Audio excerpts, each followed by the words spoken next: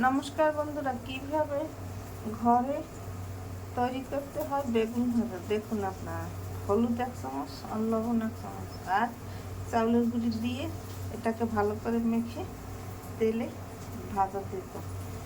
2 minute পর ফিরে এসছি 2 মিনিট পর ফিরে এসছি এটাকে ভালো করে মেখে নিয়েছি। সামান্য উপকরণে বেগুন ভাজা হয়ে যায়। এখানে আমি ফ্রাই প্যান দিয়ে চুলা ধরিয়ে দিয়েছি। 1 টেবিল চামচ তেল দিয়ে দিলাম।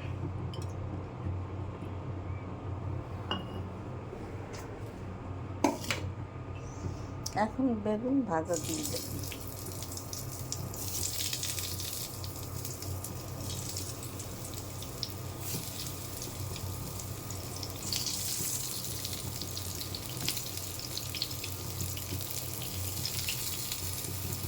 ঢাকনা দিয়ে ঢেকে দেবো 2 মিনিট পর। 2 মিনিট পর ফিরে এসছি।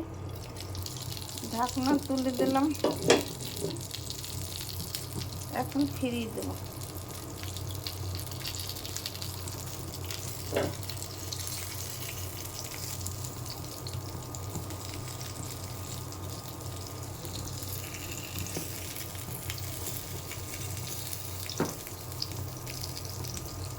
আমি ঢাকনা দিয়ে ঢেকে দেবো। 2 মিনিট পর ফিরে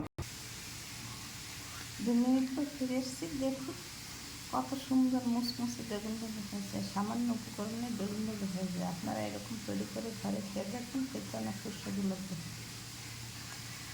আমার ফেসবুক এবং ইউটিউব চ্যানেলটা লাইক এবং শেয়ার দিয়ে পাশে থাকুন। ধন্যবাদ। Thank you.